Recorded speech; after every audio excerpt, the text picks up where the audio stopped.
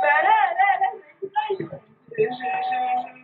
pensais pas qu'il y aurait autant de monde et puis on dirait que j'ai gagné le Morning Club. Ah bah oui, ça c'est sûr, moi je suis ravie, j'ai plus de voix, tu vois, alors j'ai même pas crié. Mais ouais, c'est assez impressionnant.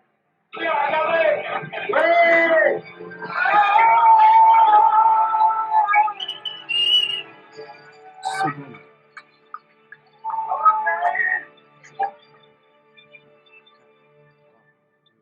Voilà la skipper, 87 jours pour un tour du monde.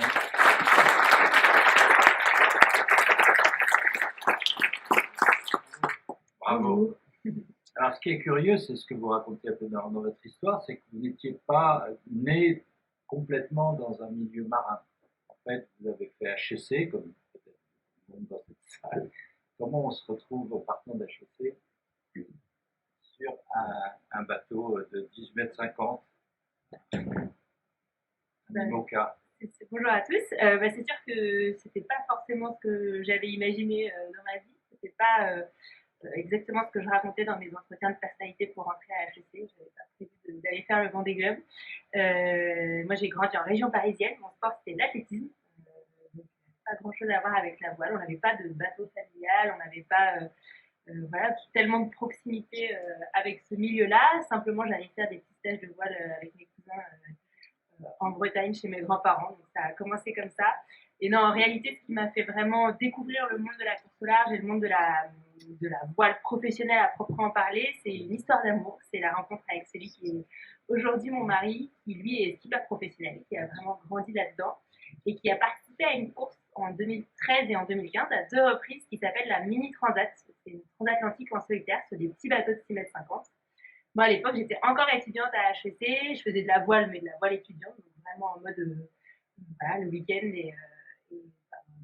voilà, dans des conditions très amateurs. Et en fait, je l'ai vu faire ces courses-là, la Mini Transat, donc c'est une course assez atypique parce qu'il n'y a pas de moyen de communication, c'est vraiment des tout petits bateaux, c'est vraiment l'entrée dans le monde de la course au large. Et en le voyant faire, bah, ça m'a donné un petit peu le virus. Enfin, je me suis dit, moi aussi, j'ai envie d'avoir les yeux qui brillent comme ça après 25 jours de mer et d'aller au bout de moi-même et d'apprendre toutes ces choses formidables qu'il y a à apprendre sur un bateau en solitaire. Une des raisons pour lesquelles j'étais aussi attirée par le solitaire, c'était le petit côté au moins tu es sûr d'apprendre. Si tu fais une bêtise, c'est ta faute. Si tu y arrives, c'est ta faute. Et donc le côté vraiment, on n'a pas trop le choix, on se retrouve tout seul par ses propres moyens et on est obligé d'apprendre. Et donc moi après en fait à la sortie de HEC, moi j'ai créé mon entreprise, un site e-commerce dans le monde du voyage outdoor, donc rien à voir, enfin un petit peu à voir parce qu'on parlait aussi un peu de bateau, mais rien à voir avec la course au large. Et en fait, à un moment donné, il y a eu une petite rupture dans mon parcours où après 2 ans de création d'entreprise, j'ai voulu venir me rapprocher de la Bretagne.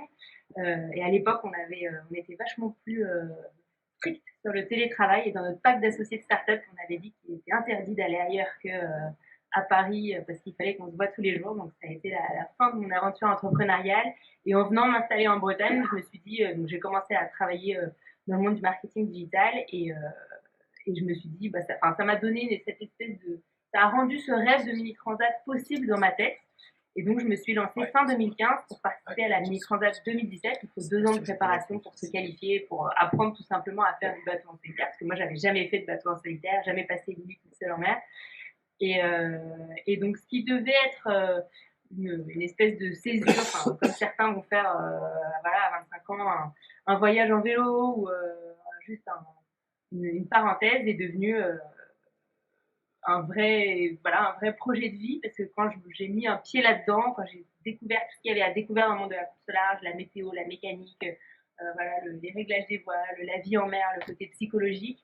Quand ensuite, à l'issue de ces 2 ans de préparation, j'ai passé 25 jours toute seule sur mon bateau et j'ai vraiment connu ce qu'on appelle dans l'univers sportif le flow, vraiment cette sensation d'être là où on doit être et d'être voilà, sur un petit nuage. Et en plus, ça s'est soldé par une belle deuxième place.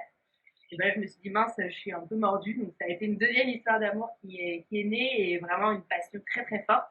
Et puis, derrière, j'ai eu beaucoup d'étoiles qui se sont alignées parce que quand j'ai décidé donc de me lancer là-dedans de façon professionnelle, donc faire véritablement mon métier, j'ai été appelée, choisie par Banque Populaire pour préparer avec eux le Vendée Globe. Voilà. Changer de plateau aussi, parce que le plateau est un peu plus grand. Exactement, 18 mètres et 6 mètres 50, ça fait une petite différence et c'est là où j'étais contente d'être.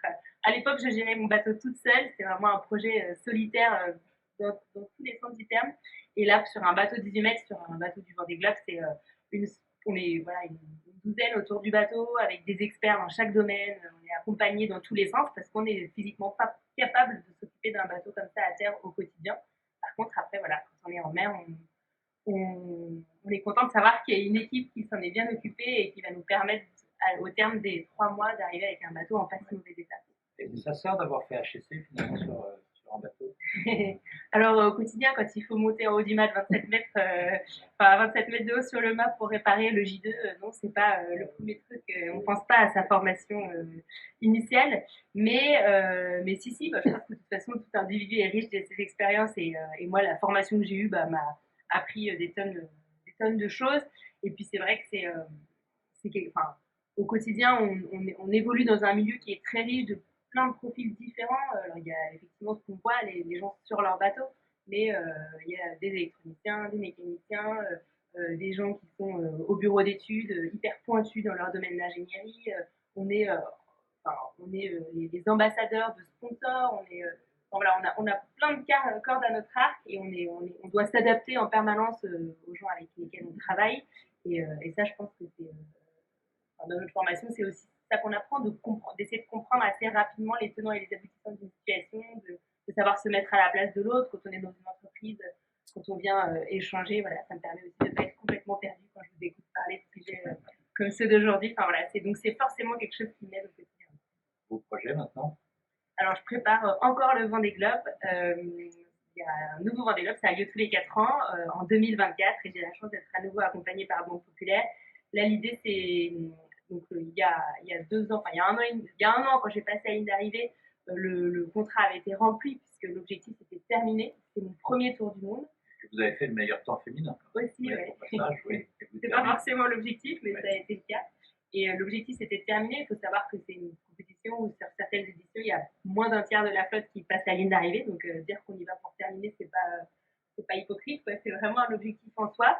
Mais comme c'est un sport de compromis, j'ai mis quand même parfois le curseur de la compétition un petit peu bas pour maximiser mes chances de terminer, pour vraiment voilà, je perdais pas mon objectif de vue, mais du coup, j'ai parfois des petites frustrations parce que j'ai vraiment l'esprit de compétition.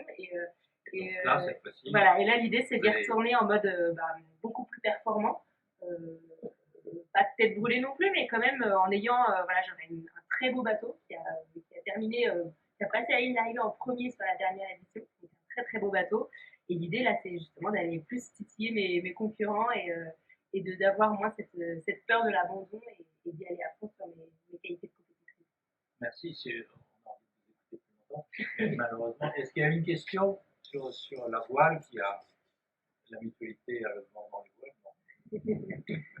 On n'a pas réussi à faire le lien entre les deux. Non. Une question. Est-ce qu'il y a justement alors un rapport entre la compétition et la coopération? C'est compliqué que les mutuelles ont, évidemment.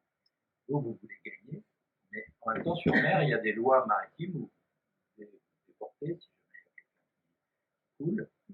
Donc il y a un esprit de coopération aussi quand même. Oui, bien sûr. Je pense que beaucoup de monde a cet exemple en tête, celui lors du dernier Vendée Globe, du sauvetage de Kevin Escoffier par Jean Le Cam. Alors c'est vrai que le Vendée Globe, c'est une course qui est très médiatisée, donc beaucoup de monde a eu cet exemple d'un naufragé.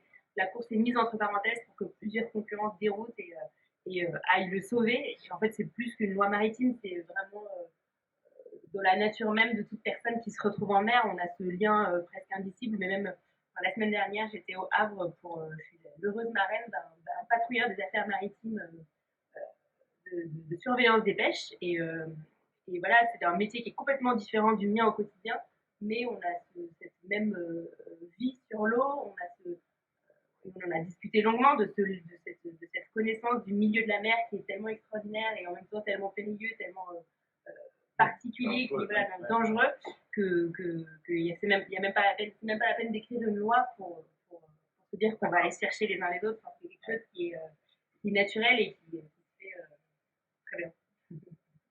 Merci beaucoup. Merci de cette